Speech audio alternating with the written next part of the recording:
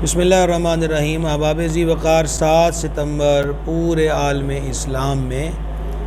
تحفظ عقیدہ ختم نبوت کے عنوان سے یاد رکھا جاتا ہے اور منایا جاتا ہے، بالخصوص وطن عزیز پاکستان کے اندر۔ یاد رہے کہ حضور سید العالمین صلی اللہ تعالیٰ علیہ وآلہ وسلم اللہ کریم کے آخری نبی ہیں۔ یہ وہ عقیدہ ہے جو کسی مولانا صاحب یا کسی پیر صاحب یا کسی سیاسی یا مذہبی جماعت یا کسی آستانے کی طرف سے جاری کردہ نہیں ہے، بلکہ یہ عقیدہ اللہ تبارک و تعالی نے قرآن پاک میں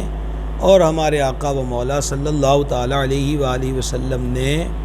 کثیر مقامات پر بیان فرمایا کہ حضور جان نور علیہ السلام اللہ کے آخری نبی ہیں، اور سرکار اقدس علیہ السلام نے واضح طور پہ فرمایا،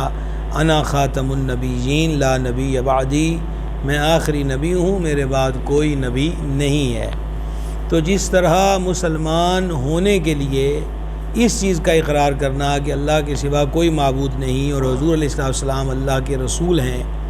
ضروری ہے، اسی طرح اسلام میں رہنے کے لیے سرور عالم علیہ السلام کو اللہ کا آخری نبی ماننا ضروری ہے۔ اس میں کسی قسم کی آئیں بائیں شائیں چونکہ چنانچہ اگرچہ مگرچہ کی کوئی گنجائش نہیں، بس قصہ تمام کہ ہمارے آقا و مولا علیہ السلام اللہ کے آخری نبی ہیں۔ 7 ستمبر کو وطن عزیز پاکستان کی قانون ساز اسمبلی میں فتنہ قادیانیت کا جو اصل چہرہ تھا اس کو واضح کیا گیا، اور اس چیز کو قانونی حیثیت دی گئی کہ مرزائیت کا اسلام سے کوئی تعلق نہیں ہے، یہ مسلمان نہیں ہے۔ یہ قانون ساز اسمبلی اس قانون کو نہ بھی پاس کرتی، یہ بل نہ بھی پاس کیا جاتا، تو تب بھی بات یہی ہے کہ جو بندہ بھی ہمارے آقا و مولا علیہ السلام کے آخری نبی ہونے میں شک کرے یا حضور علیہ السلام کے بعد کسی بھی قسم کے ذلی بروزی قسم کے نبی کے آنے کا اقرار کرے، چاہے اس کا تعلق شرق سے ہو، غرب سے ہو، عالم ہو، غیر عالم ہو، گورا ہو، کالا ہو، اس کا اسلام سے کوئی تعلق نہیں۔ انشاءاللہ تعالی ہم ایک تسلسل کے ساتھ کوشش کریں گے کہ روزانہ کی بنیاد پر ایک حدیث شریف عقیدہ ختم نبوت پر آپ کی خدمت میں پیش کی جائے، اسے سنتے رہیں۔ 7 ستمبر کو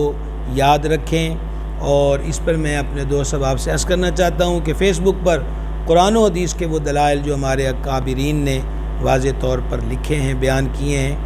ان کو عام کیا جائے۔ اپنے دوست احباب کو علماء حق کی وہ کتابیں دی جائیں جس میں عقیدہ ختم نبوت کو آسان انداز میں بیان کیا گیا ہے، تاکہ ہماری آنے والی نسلیں اس عقیدے پر قائم بھی رہیں، بہکنے بھٹکنے سے محفوظ رہیں۔ والسلام علیکم۔